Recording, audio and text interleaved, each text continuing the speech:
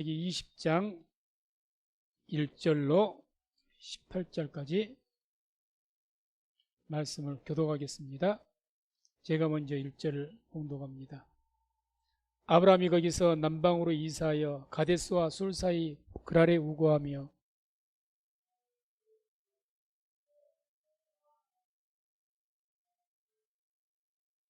그 밤에 하나님이 아비멜렉에게 현몽하시고 그에게 이르시되 내가 취한 이 여인을 인하여 내가 죽으리니 그가 남의 아내임이니라.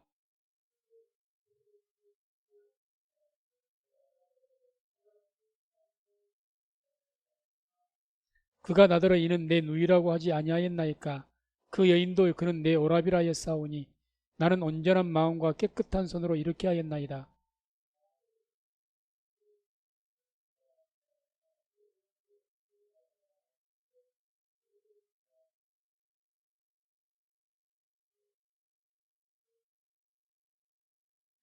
이제 그 사람의 아내를 돌려보내라.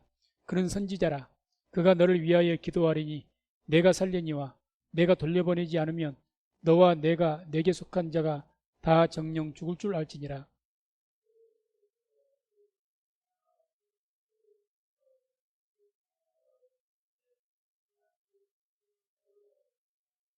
아비멜렉이 아브라함을 불러서 그에게 이르되 내가 어찌하여 우리에게 이리 하느냐. 내가 무슨 죄를 내게 범하였건대 내가 나와 내 나라로 큰 죄에 빠질 뻔하게 하였느냐. 내가 합당치 않은 일을 내게 행하였도다 하고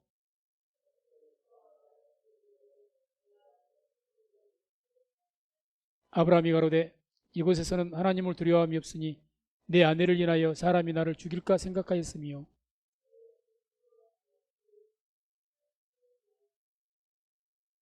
하나님이 나로 내 아비 집을 떠나 두루 다니게 하실 때에 내가 아내에게 말하기를 이후에 우리의 가는 곳마다 그대는 나를 그대의 오라비라 하라. 이것이 그대가 내게 베풀 은혜라 하였었노라.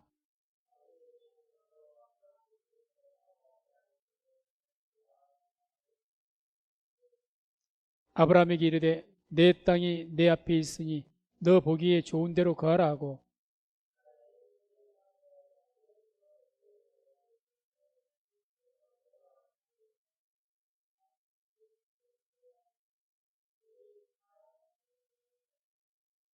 아브라함이 하나님께 기도하며 하나님이 아비멜렉과 그 아내와 여종을 치료하사 생상케 하였으니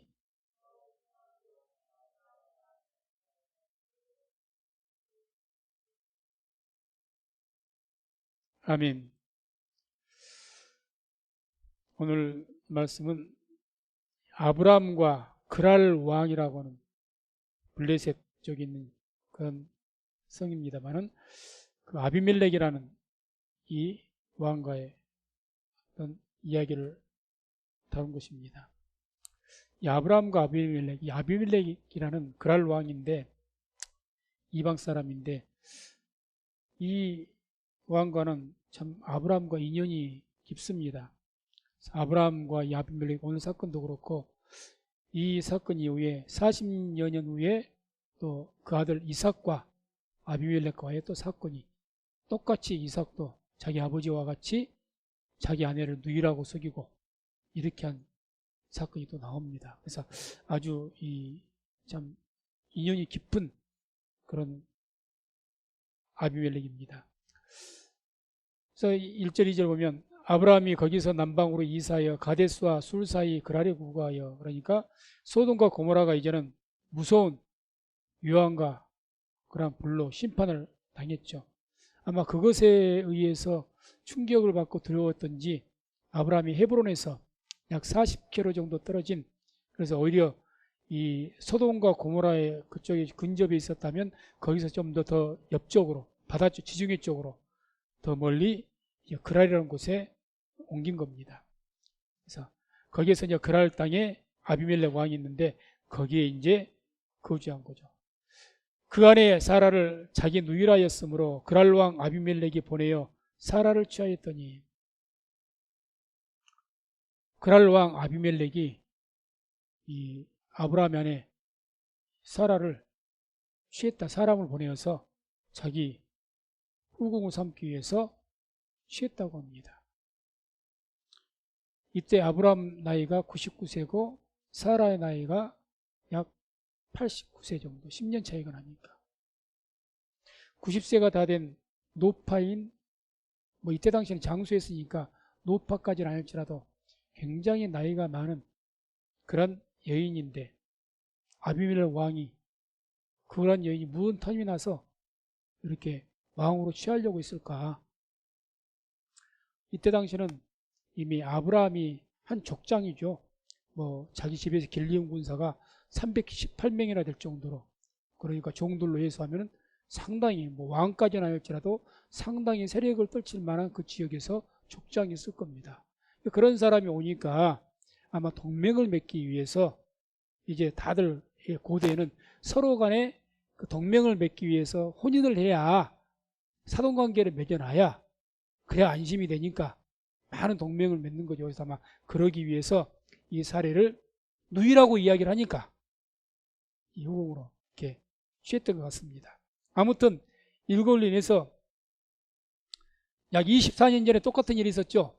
애굽에서 뭐 24년 전 가나안 땅에 오자마자 기근을 만나서 애굽으로 아브라함이 피신했다가 거기에서 자기 이 누이를, 자기 아내를 누이라고 또 속이고 그런 일들이 있었습니다. 똑같은 상황이 지금 반복이 된 거죠. 똑같은 상황. 그래서 거기에서 똑같이 이제 자기 아내를 누이라고 속이는 일이 있습니다. 왜 이렇게 자꾸 이렇게 아브라함이 그렇게 했느냐? 뭐 창세기 12장에 그 약 24년 전에 애굽에서도 그랬지만은 여기에서도 두려워서 그랬다. 두려워서. 11절, 오늘 이제 본문 안에 있으면 11절 보면 이렇게 말하죠. 아브라함이 가로되 이곳에서는 하나님을 두려워함이 없으니 내 아내를 인하여 사람이 나를 죽일까 생각하였으며. 아마 두려움 때문에 그랬다는 거죠. 두려움 때문에. 이 말씀을 이렇게 묵상하면서 24년 전에는 이제 막 아브라함이 가나안 땅에 왔고, 쉽게 말하면 믿음도 아직 제대로 갖추지 못했을 때이고, 그러다 보니까 기근을 만나니까 애국까지 내려갔었고, 또 거기서 죽을까 두려워서 거짓말로 자기 아내를 누이라고 속이기도 하고, 이해가 되는 이야기죠. 그런데 이미 24년이 지났습니다. 하나님의 놀라운 그런 어떤 체험들을 했습니다. 특별히 318명의 길리온 군사를 이끌고 믿음으로 그 가나안 땅 북방왕 다섯 왕이 연합했던 그 군대를 추격해서 거기에서 318명을 데리고 전쟁에서 이겨서 승리해서 돌아왔던 사람이 아브라함 아닙니까? 그런 아브라함이 자기 이제 살겠다고 아내를 또 누이라고 속였다. 참 이해가 잘 안 되는 그런 내용이죠. 그렇게 믿음이 훌륭했던 분이 318명을 가지고 5명 연합한 그 가나안 땅의 그 왕들하고 대적을 했으니 자기 조카로 빼앗겠다고 추격해서, 그런 용기와 용명은 다 어디로 가버리고, 참 이게 소돔과 고모라의 그 무서운 심판을 보고 두려움이 임했을까, 뭐 그런 생각도 해보는데, 아무튼 좀 이해하지 못할 그런 모습이 계속해서 펼쳐지는 거죠. 그래서 결국 두려워서 이제 아내를 내어줘 버린 거예요. 들어보니까 내 아내라고 말하지 못하고 그렇게 한 겁니다. 그냥 눈앞에서 벌겋게 아내를 빼앗긴 거죠. 3절, 그 밤에 하나님이 아비멜렉에게 현몽하시고 그에게 이르시되 내가 취한 이 여인을 인하여 내가 죽으리니 그가 남의 아내임이니라. 빼앗아 그 당일날 밤에 하나님께서 아비멜렉에게 현몽하셨다. 그래서 하나님이 아비멜렉에게 현몽하시고, 이 내용을 그 직역에서 성경 원뜻에 의해서 이렇게 직역을 하면 하나님께서 아비멜렉의 꿈에 들어오셨다, 이런 뜻입니다. 하나님께서 아비멜렉의 꿈에 들어오셨다. 성경 그 원어를 그대로 풀이한다면,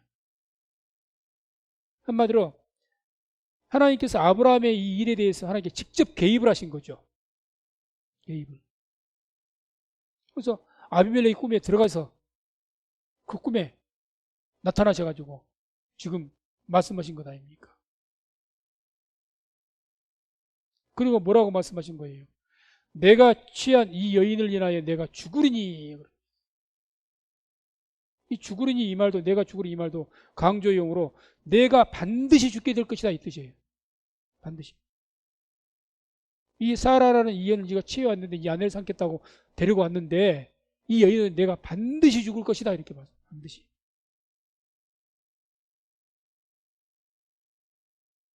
어떻게 보면 아비멜렉으로 봐서는 굉장히 억울한 거죠. 자기가 잘못한 것도 없잖아요. 뒤에도 말하지만.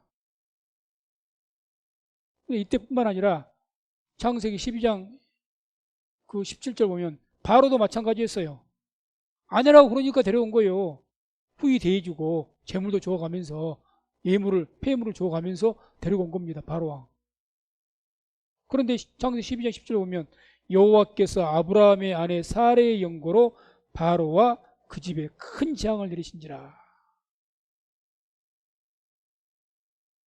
윤리적으로 바로가 잘못한 것 없어요. 아비멜렉이 잘못한 것이 없습니다. 둘 다 사례를 취했다는 그 이유로 그것도 뭐 잘못된 절차를 통해서 한 것이 아니에요. 강제로 빼앗은 것이 아닙니다. 정당하게 취한 거죠. 그런데 이와 같이 경고를 듣고 또 재앙을 당하고, 그래서 이런 모습을 봤을 때 하나님께서는 나는 내 편이라 이렇게 말씀하신 적이 있죠.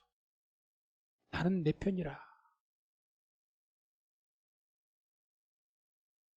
하나님께서 하나님 택한 백성의 편이시기 때문에 이와 같이 하나님의 백성들 어디에서 비록 실수를 하고 죄를 범할지라도 그런 실수에도 불구하고 하나님께서는 하나님의 자녀의 그 편을 들어서 보호하시고 지켜주시는 줄로 믿습니다. 이것은 물론 우리에게 그러니까 너희들은 아무 데나 가서 아무 죄를 지어도 좋다 이렇게 되어지는 것이 아닙니다. 이렇게 해서 결국 아브라함은 그로 인해서 또 하나님으로부터 큰 꾸중을 듣게 되니까, 아무튼 그렇게 해서 이제 하나님께서 아비멜렉이 현몽하셔서 경고하셨고, 그 다음에 이제 이 아비멜렉이 얼마나 억울합니까? 그런 얘기 하나님께 이제 항소한 거예요. 하나님, 나 억울합니다. 4절 5절 보면 아비멜렉이 그 여인을 가까이 아니한 고로 그가 대답하되 주여 주께서 의로운 백성도 멸하시나이까? 그가 나더러 이는 내 누이라 하지 아니하였나이까? 그 여인도 그는 내 오라비라 하였사오니 나는 온전한 마음과 깨끗한 손으로 이렇게 하였나이다. 아비멜렉이 이제 주여 주께서 의로운 백성도 멸하십니까? 이렇게 묻는 거죠. 자기는 아무리 생각을 해도 잘못한 것이 없는 것 같으니까. 그래서 세 가지로 이야기를 한 겁니다. 하나님, 첫째는 왜 자기가 의롭다고 이야기하는 첫 번째, 내가 이 여인을 가까이 하지 않았습니다. 억지로도 안 데려왔지만 가까이 하지도 않았습니다. 아직 동침도 안 했다는 이야기죠. 그날 밤에 바로 나타나셨으니까. 두 번째는 하나님, 이 여인은 아브라함이 자기 누이라고 있습니다. 자기 아내라고 했으면 제가 데려오지 않았습니다. 그 이야기죠. 두 번째는 그렇게 이야기하고, 세 번째는 내가 온전한 마음과 깨끗한 손으로 하였습니다. 이렇게, 이게 무슨 말인 거면 내가 정당한 절차를 밟아서 이 여인을 데리고 왔습니다. 폐물 줄 거 주고 강제로 빼앗은 것이 아니고 의사를 물었고 정당한 방법과 법적인 절차에 데리고 왔습니다. 근데 뭐가 잘못입니까? 그러죠. 아무 잘못이 없습니다. 잘못이 없어요. 그래서 하나님께서 6절에 이렇게 말씀합니다. 하나님이 꿈에 또 이렇게 그에게 이르시되 내가 온전한 마음으로 이렇게 한 줄을 나도 알았으므로 너를 막아 내게 범죄하지 않게 하였나니 여인에게 가까이 못하게 함이 이 까닭이니라. 그러니까 하나님께서는 너가 아무 죄가 없는 줄 내가 알기 때문에 가만 놔두면은 결국 그걸 모르고라도 죄를 범할 것 아니냐. 그러니까 그런 죄를 범치 않게 하기 위해서 내가 이렇게 미리 막은 것이다. 이렇게 말씀한 거죠. 실상은 하나님의 그 번심은 아마 아비멜렉이 죄를 범한 것이 보다 더 중요한 게 어떤 게 있습니까? 아브라함이 돌이킬 수 없는 죄를 범하지 않도록 막으신 겁니다. 아브라함. 왜 그러느냐? 지금 어찌됐든 아브라함은 두려워서 자기 아내를 아내라고 말하지도 못하고 그냥 앞에서 자기 아내 내줬단 말입니다. 자기 살겠다고. 그럼 이것이 단순한 문제가 아니에요. 만약에 하나님께서 이걸 막아주지 않으시면은 지금 하나님께서는 후손을 약속하실 때 누구를 중심으로 해서 약속을 하신 겁니까? 아브라함의 허리에서 날짜, 사라에게서 나서 날짜를 하나님께서 후손으로 삼으시고 그 씨로 삼으시고 많은 백성을 주시고 하나님의 나라를 건설하겠다고 약속하시지 않습니까? 또 사라를 범하면 어떻게 되는 거예요? 하나님의 약속이 완전히 깨져버린 겁니다. 그러지 않겠습니까? 하나님께서는 아브라함과 사라를 통해서 후손을 약속하셨는데 아비멜렉과 사라가 동침이라도 한다면 큰 문제가 하나님과 아브라함의 약속이 완전히 깨져버린 거예요. 이건 돌이킬 수 없는 그런 큰 범죄가 되는 겁니다. 그렇기 때문에 하나님께서 긴급히 사라가 그날 오전에 그냥 아비멜렉이 사람들 신하들을 보내서 그 아내를 데려간 그날 밤에 바로 그 꿈에 직접 나타나시고 말씀하시고 아주 엄하게 경고하셨죠. 내가 만약에 이엘에게 손이라 되면 반드시 죽을 것이다. 뒤에 말씀 보면은 그 아비멜렉 죽는다고 너희 모두 가족도 다 죽게 될 것이다 그랬어요. 엄히 경고하신 거죠. 무섭도록. 그래서 이렇게 이제 그렇게 하신 이유는 바로 하나님과 아브라함과 맺었던 그 약속 그게 깨져버렸기 때문에 완전하게. 그래서 하나님께서 그 돌이킬 수 없는 범죄를 막아주시기 위해서 그렇게 막으신 거죠. 그 다음에 7절. 그래서 이제 계속 하나님께서 말씀을 하십니다. 이제 그 사람의 아내를 돌려보내라. 그런 선지자라. 그가 너를 위하여 기도하리니 내가 살려니와 내가 돌려보내지 않으면 너와 내게 속한 자가 다 정령 죽을 줄 알지니라. 그러니까 너만 죽은 것이 아니라 너와 내게 속한 자가 다 죽을 것이다. 이 일가족이 싹 죽을 것이라는 거죠. 무서운 경고죠. 그래서 하나님께서 지금 이 아비멜렉에게 뭐라고 말씀하시느냐. 그는 선지자라. 그가 너를 위하여 기도하리니 이렇게 말하니까 그가 누굽니까? 아브라함을 말하는 거죠. 아브라함은 선지자다. 이렇게 말씀한 거죠. 이게 무슨 말이냐. 지금 아비멜렉을 아브라함은 어떤 자로 여깁니까? 그냥 세력을 좀 갖춘 힘이 좀 있는 재물도 있고 종들도 좀 많이 있는 그런 좀 힘이 있는 하나의 족장으로 지금 여긴 거예요. 족장. 그런 족장인데 하나님께서 그 아비멜렉이 아브라함을 족장으로 생각하고 대하고 있는 것을 인식을 확 바꿔버립니다. 네가 생각하기에 평범한 그런 족장이 아니다. 돈 좀 있는 그런 족장이 아니다. 선지자다. 하나님의 기름 부은 선지자다. 딱 선을 끊는 거죠. 그러니 결국에 무슨 함부로 너 건들지 마라 그 말이죠. 하나님의 기름 부음 받은 자다. 내 말의 뜻을 전하는 자고 하나님의 기름 부음 함부로 너 건들지 마. 일반 족장과 같이 됐다 너는 나한테 죽는다고 말이죠. 서로 아브라함이 어떤 실수가 있다 할지라도 하나님의 기름 부음 받은 자고 내 종이다. 그런데 내가 함부로 너를 일반 똑같은 사람과 대해가지고 함부로 대하면 내가 너 그냥 안 둬. 그 이야기입니다. 지금. 너뿐만 아니라 내 일가족이 전부 죽을 거야. 지금 그 이야기 아닙니까? 이게 지금 이 하나님의 의도는 무슨 말씀한 거냐. 아비멜렉을 지금 이 아브라함을 뭘로 얘기했느냐. 그냥 힘 있는 족장으로 알았다니까. 힘 있는 족장. 군사력도 좀 있고 자기 왕같이 그렇게 큰 세력은 아니지만은 아무튼 좀 무시는 못할 만큼 들었을 것 아닙니까? 예전에 한 1, 20년 전에 한 20년 전에 다섯왕 연합이나 되는 그 군대를 갖다가 싸워서 이겼다는 소문을 왜 안 들었겠습니까? 무시 못할 족장이죠, 이것은. 규모는 적어도 한 나라의 왕은 아닐지라도, 뭐 큰 성을 갖춘 그런 왕은 아닐지라도, 비록 이리저리 옮겨다니는 그런 족장이지만 이게 무시 못할 족장인 거예요. 그러니까 그렇게라도 해서 사라를 갖다가 자기 후궁으로 들여서라도 동맹을 맺으려고 했던 것이고, 그래서 이 아비멜렉에는 족장이란, 힘 있는 족장이란 그런 의식이 있었던 거예요. 이걸 확 바꿔버린 거죠.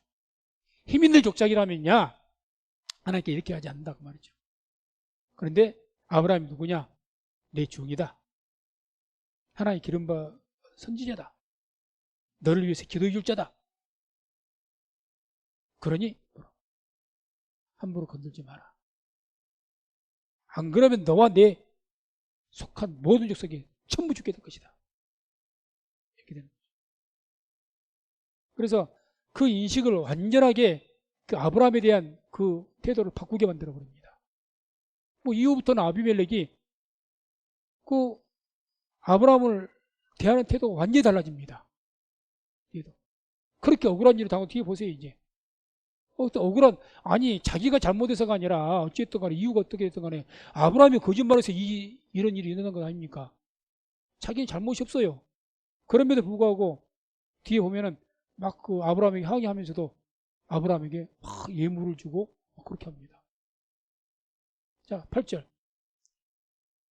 아비멜렉이 그 아침에 일찍이 일어나 모든 신복을 불러 그 일을 다 말하여 들림에 그 사람들이 심히 두려워하였더라. 이 아침에 꿈에서 하나님 그 말씀 듣고 놀래갖고, 이 놀란 가슴에 아비멜렉이 모든 신하들, 모든 신복을 다 불렀다. 모든 신복을, 모든 신하들을 비상소집한 거죠. 전부 불러다가 꿈에 하나님께서 말씀하신 내용을 그대로 말했다. 내가 어제 데려왔던 그 아브라함이라는 그 족장, 거기 내가 뭐 누이인 줄 알고 동생인 줄 알고 내 철의 상태에다 데려왔지 않느냐. 그런데 어제 저녁에 하나님께서 나타나셔서 이와 같이 말씀하시더라. 그러니 너희들도 뭐라고 했겠습니까? 아브라함 함부로 대지 말아라. 큰일 난다. 그 아브라함 너희 중에 하나라도 시퍼게 봐갖고 함부로 했다가는, 같은 가까운 데 있다가는 너뿐만 아니라 우리 다 죽게 생겼다 지금. 그 이야기 했겠죠. 그러니까 그 말 듣고 이 사람들이 심히 두려워했다. 심히. 두려운 것도 그냥 심히 두려웠다. 왜 이렇게까지 두려워했을까? 아마 소돔과 고모라에 대한 심판의 영향이 굉장히 컸을 겁니다. 바로 얼마 전에 그 사건이 있었거든요. 불과 몇 개월 전에 소돔과 고모라의 그 심판 직접 보지는 못했을 망정 다 알 겁니다. 이제 가나안 땅. 아니, 큰 두 개의 성이 한꺼번에 사라진 거예요. 지금 지각변동이 일어나서 고모라 땅은 사해 물속에 잠겨버렸지, 불로 다 타버렸지, 다 전멸해버렸지.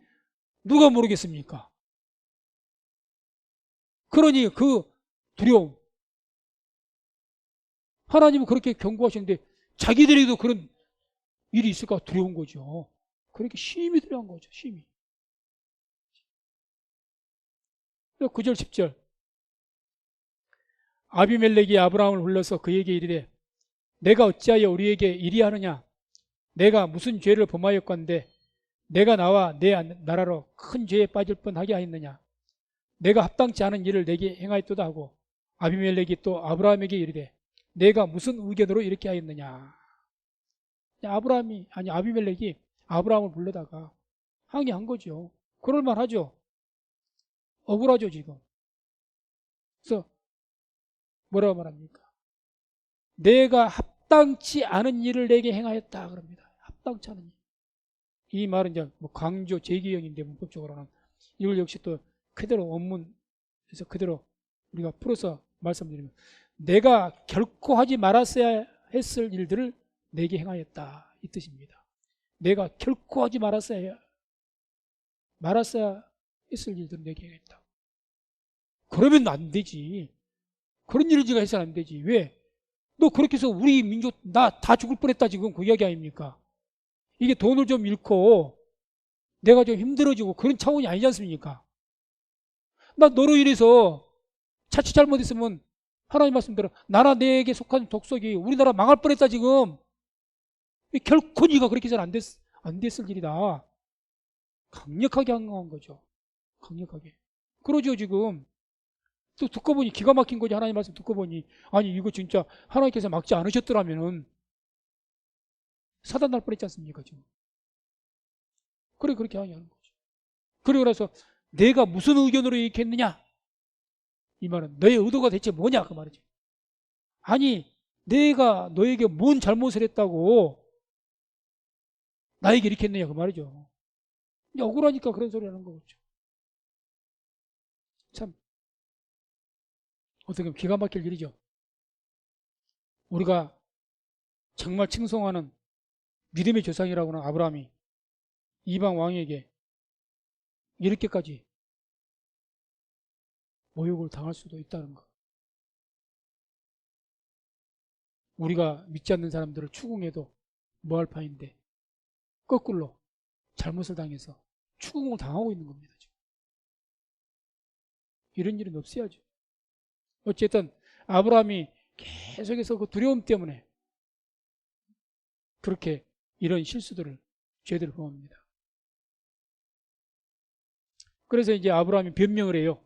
변명을. 아비멜렉의 항의를 듣고 뭔가 이제 변명을 해야 될 것 아닙니까? 그게 이제 11절에서 13절에 나온 내용입니다. 아브라함이 가로되 이곳에서는 하나님을 두려워함이 없으니 내 아내를 인하여 사람이 나를 죽일까 생각하였으며 또 그는 실로 나의 이복 누이로서 내 처가 되었음이니라. 하나님이 나로 내 아비 집을 떠나 두루 다니게 하실 때에 내가 아내에게 말하기를 이후로 우리의 가는 곳마다 그대는 나를 그대의 오라비라 하라. 이것이 그대가 내게 베풀 은혜라 하였었노라. 이제 여기서 변명을 하는데 세 가지로 변명을 합니다. 세 가지로. 첫째는 11절에 보면 이렇게 변명하죠. 이곳에서는 하나님을 두려워함이 없으니 하나님을 여기 그랄 땅에 있는 사람들은 하나님을 무서워하지 않으니까 하나님을 모르는 사람이기 때문에 내 아내를 뺏기 위해서 나를 죽일까 싶어서 그랬다 이렇게 변명을 하는 거예요. 근데 이게 웃긴 것이 아니 가나안 땅 그랄 땅뿐만 아니라 가나안 땅 치고 뭐 헤브론이 됐든지 어디가 됐든지 어느 땅인들 하나님을 두려워하는 땅이 있었습니까? 없었어요. 고대에는. 그때는. 이거 글자 그대로 핑계밖에 안 된다는 소리예요. 아니 그럴 땅에 있는 사람들은 완악해 가지고 하나님을 두려워하고 안 두려워하고 그럼 뭐 소돔과 고모라 사람들은 하나님 두려워했습니까?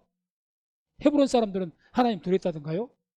가나안 땅 어디에도 아직 하나님은 다 몰라서 하나님 두려워하는 땅이 없습니다. 다 어디를 가든지 애굽이 됐든지 가나안 땅 어디가 됐든지 변명이 안 된다는 거죠. 이것은 변명이.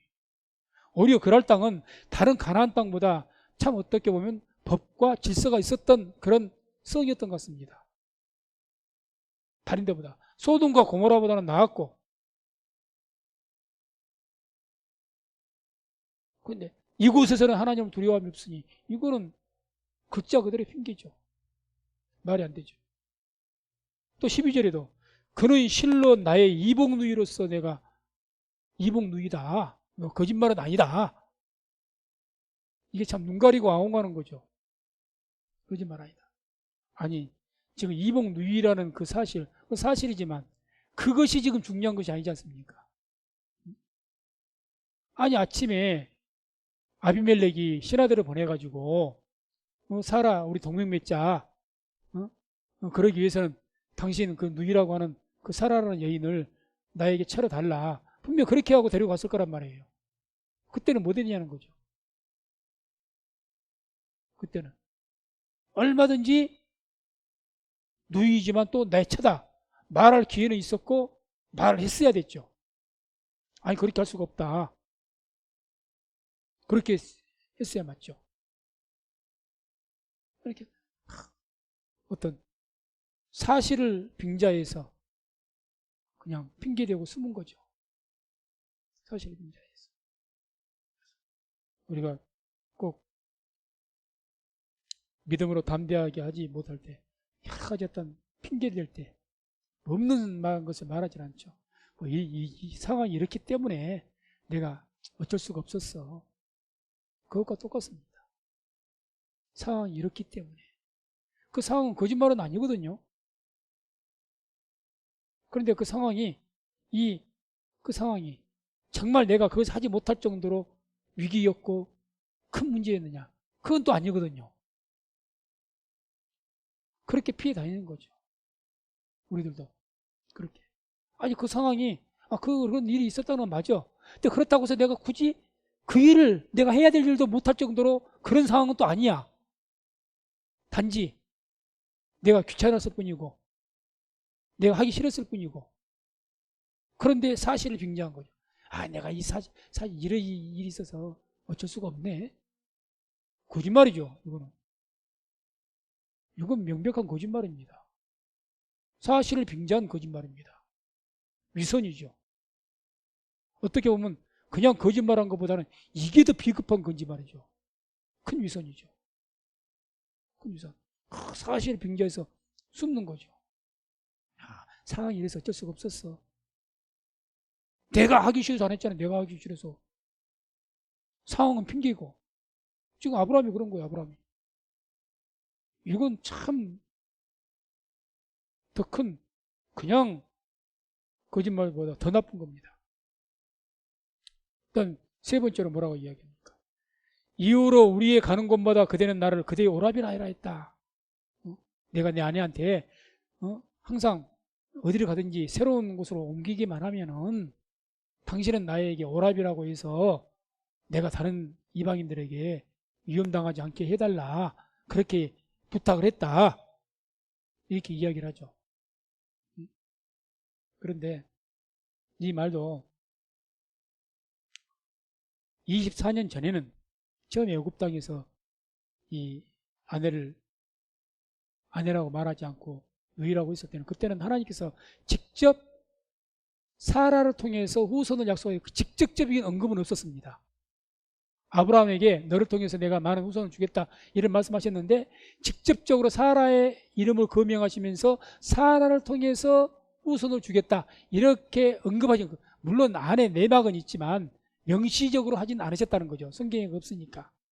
그러나 바로 몇 개월 전에 하나님께서 마물의 상수리 숲풀 가운데 나타나시지 않습니까? 바로 몇 개월 전이에요. 이 사건이 있기 전에. 몇 개월 전에. 헤브론에서. 그때 아브라함이 나타나서 사라에게 나타나서 뭐라고 하셨습니까? 17장 창세기 17장 21절에 내 언약은 내가 명년 이 기한에 사라가 내게 낳을 이삭과 세우리라. 이삭이라는 이름을 줬고 사라의 이름을 거명을 했습니다. 하나님께서. 사라가 너를 통해 이삭을 낳게 될 것이다 있어요. 그러니까 사라는 뒤에서 장막 뒤에서 듣고 픽하고 웃었고 웃었다는 그 이유로 하나님께서 이삭이라고 이름을 짓게 된 거죠. 웃다라는 뜻이니까 이삭이. 그 뜻이. 그 사라 이름을 거명했어요. 하나님께서 이미 몇 개월 전에 분명히 거명했습니다. 그러면 이렇게 말 안 해야죠. 왜? 사라를 통해서 하나님께서 후손 약속하신다고 했지 않습니까? 그럼 누구를 보호해야 됩니까? 사라를 보호해야죠. 그 이후부터는 하나님께 말씀하신 이후로부터는 절대 사라를 빼앗겨서는 안 되는 일 아닙니까? 누구보다도 먼저 어떤 것보다도 사라를 보호해야죠. 이게 말이 안 되는 거죠.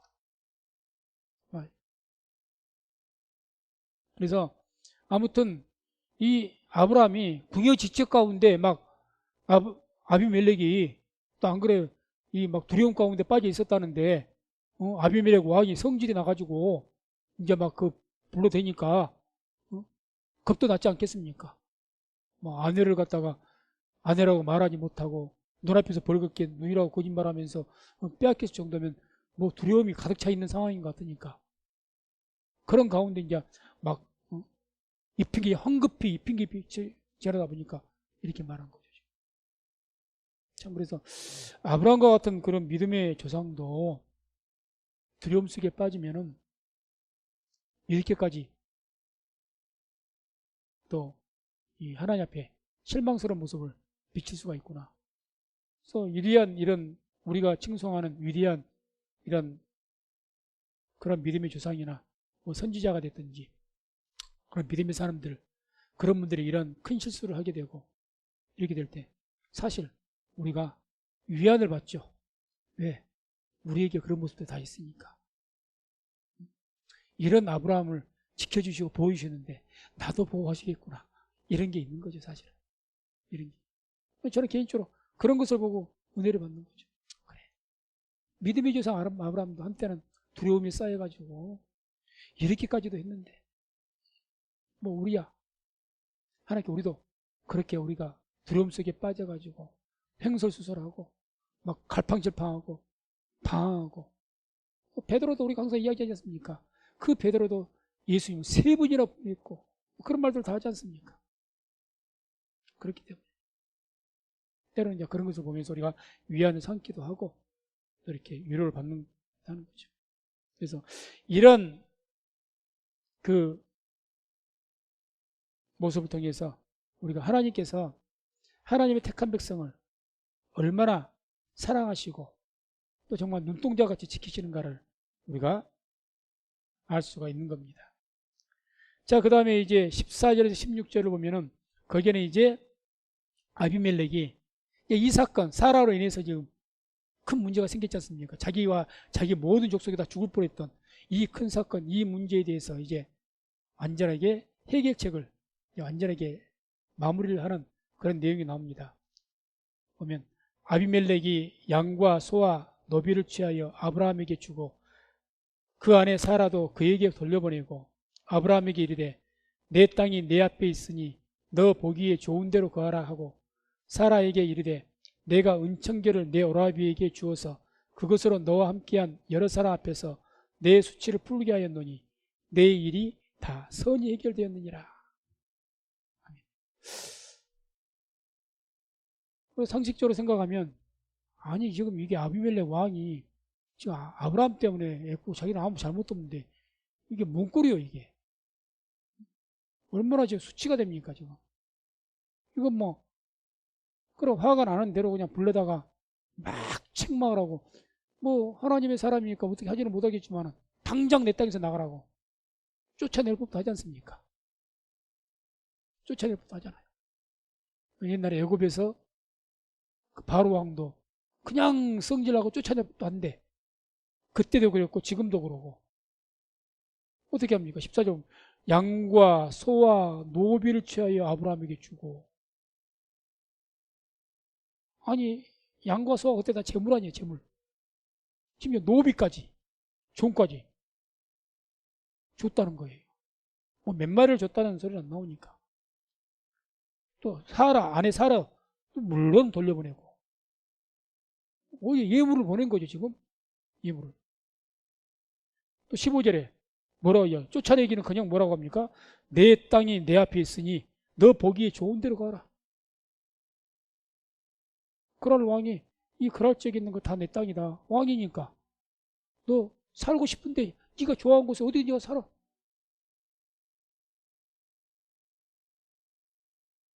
너 어디 가서 살아. 그렇게 말한 거죠. 또 16절에 내가 은청계를 내게 주겠다는 거죠. 은청계. 이게 그때 당시에 얼마나 가치가 있는지 정확하게는 우리가 알 수가 없지만 아무튼 상당량의 재물을 또 내게 주겠다. 한마디로 아니 지금 꾸중을 하고 징계를 할 판에 억울한 일을 당했으니까 그럴 판에 지금 오히려 더 예물을 주고 자기의 그 땅에서 어디든지 당신 살고 싶은 대로 사시오. 함께 삽시다. 은청계 재물까지 주면서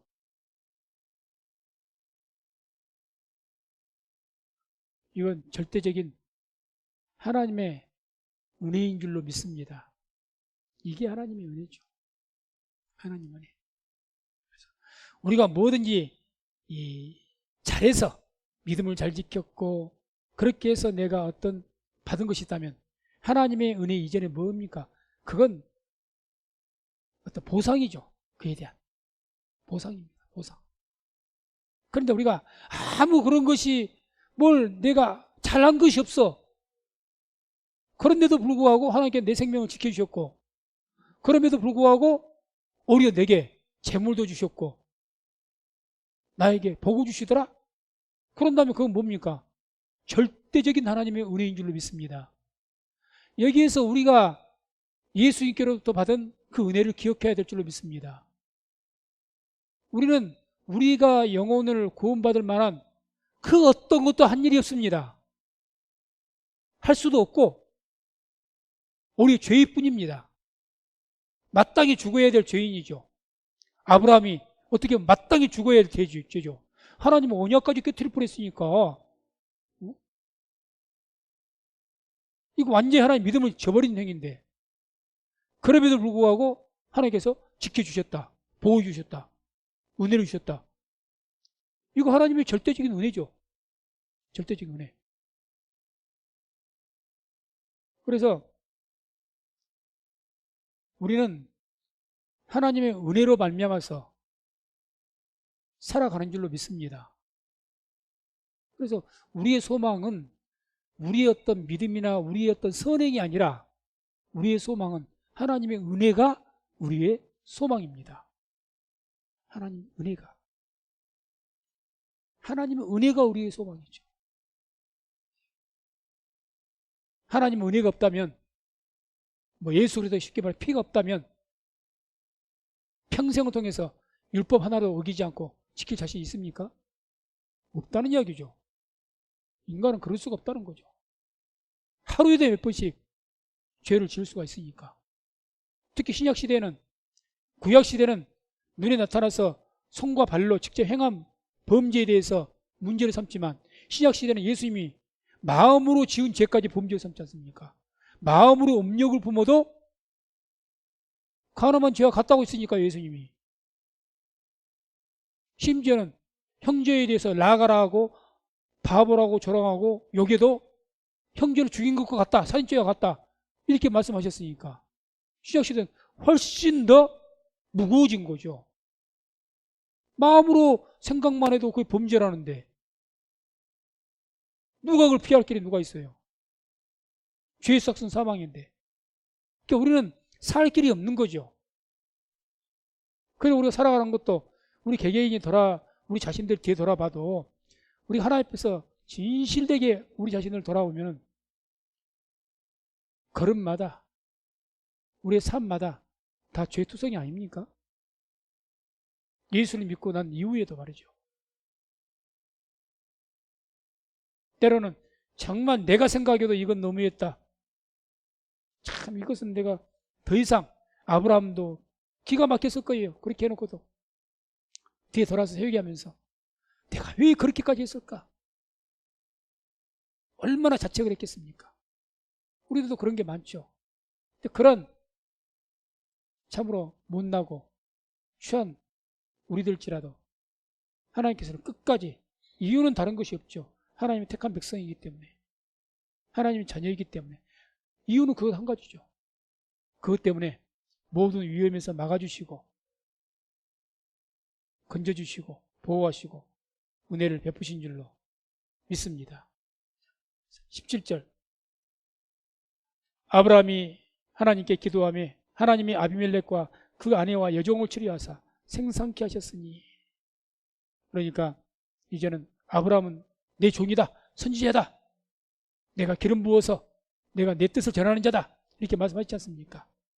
이렇게 아브라함이 이제 아마 아비멜렉이 요청도 했을 것 같아요. 당신 나를 위해서 기도해 주시오. 그렇지 않겠습니까? 하나님께서 내 아브라함이 내 종이라고 말씀하셨으니까. 그래서 아비멜렉이 아브라함에게 기도도 요청했을 것 같습니다. 기도한 거죠. 그랬더니 아비멜렉도 어떤 병이 있었던 것 같습니다. 아비멜렉 병을 치료하시고 그 아내와 여종, 그 아내의 여종에게는 불임, 자식을 낳지 못하는 병이 있었던 것 같습니다. 그런데 그것도 태의 문을 닫았다 했으니까 그 불임을 치료해 주셨다, 이렇게 말씀합니다. 18절, 여호와께서 이 왕의 아브라함의 아내 사라의 연고로 아비멜렉의 집 모든 태를 다치셨음이더라. 아멘. 여기서 이 말씀이 뭐가 중요하냐? 여호와께서 이 왕의 아브라함의 살해 연고로 아비멜렉과 그 아비멜렉 집에 모든 태를 다치신 것은 언제부터입니까? 사라를 데려오기 이전부터, 그러니까 이 아비멜렉과 아브라함이 만나기 이전부터 이미 하나님께서는 몇 년 전인지는 모르지만은 그 전부터 아비멜렉이 집안에서 자식이 태어나지 못하게 해버리신 거예요. 몇 년 전부터인지 모르지만. 그러니까 하나님께서는 이게 뭐야? 하나님께서는 전지전능하시다. 모든 것을 미리 예지하시는 하나님. 모든 것을 미리 아시는 하나님이십니다. 오늘은 우리는요, 오늘 현재밖에 모릅니다. 내가 보고 있는 것만. 내일 일을 누구도 몰라요. 그러나 하나님께서는 과거, 현재, 모든 미래를 다 함께 보고 계시는 줄로 믿습니다. 모든 것을 아시는 거죠. 그러니 미리 이 사건이, 아비멜렉이 사라를 데려가는 이 사건이 있기 전 몇 년 전인지는 모르지만 이미 하나님께서 아시기 때문에 아비멜렉 집안에 그 이 사건이 있을 것을 아시고 그 집안에 태를 싹 닫아버리신 거죠. 태를. 이거 뭘 말합니까? 아브라함이 뻔히 다음에 이러한 죄를 지을 것을 아셨다는 이야기도 같습니다. 알죠? 아니, 자 보세요. 신약 성경에도 예수님이 베드로에게 뭐라고 말씀합니까? 너 지금 나한테 호언장담했지? 다른 사람은 다 나를 배반해도 너는 나를 배반하지 않기라고 했지. 그러나 너 오늘 밤 탁 3번 울기 전에 이 나를 3번 부인할 것이야. 말씀하셨잖아요. 그 뭘 한다는 겁니까? 이미 베드로가 3번 부인할 것이, 그 사건이 일어나기 전에 미리 말씀하신 거죠. 뭐 그 사건이 있기 전에 한 1년 전에도 예수님께서 제자들에게 다음에 내가 십자가에 달릴 때, 잡혀갈 때 너희들이 다 나를 떠나게 될 것이다. 그렇게 말씀했지 않습니까? 그러니까 그때도 막 베드로도 그랬지만 주의 제자들이 아이고 주님, 우리가 어떻게 주님을 버립니까? 그렇게 말했거든요. 그러니까 이게 뭘 아는 겁니까? 미리 다 아시는 거죠. 미리 다 아시는 거죠. 모든 것을 미리 아시는 주님께서 우리의 미래 일들을 다 아시고, 그래서 우리가 정말 감당치 못한 그런 실족하지 못하도록 주님께서는 막아주시고 지켜주시고 피할 길을 내어주시는 줄로 믿습니다. 그래서 주님께 우리에게 감당치 못할 시험을 허락하지 않으신 거예요. 아브라함이 여기서 실족하면 안 되지 않습니까? 그게 미리 막으신 거죠. 우리도 마찬가지라는 거죠. 우리가 감당치 못할 그런 시험 당할, 실족할 그런 것이 앞으로 뭐 우리가 뭐 1년 뒤에 어떤 큰 하나님의 죄를 범해서 그렇게 될 것이다, 그런 사건이 하나님 보시에 있다면 그 사건을 통해서 피할 길을 내주시든지 그 일을 당하지 않게 하시든지 그 위기를 넘기게 하시든지 다 조치를 취해 주시고 예비하시는 분이 우리의 하나님이십니다. 그러한 분이 하나님이시죠. 왜? 하나님께서는 모든 것을 미리 아시는 분이기 때문에. 그래서 다스려서 섭리하신다고 그래요. 섭리하신다. 이런 하나님을 믿으시고 그 믿음 가운데서 하나님 은혜 가운데서 살아가는 저와 우리 모든 성도님도 다 되시기를 주의 이름으로 축원을 드립니다. 여기까지 하도록 하겠습니다.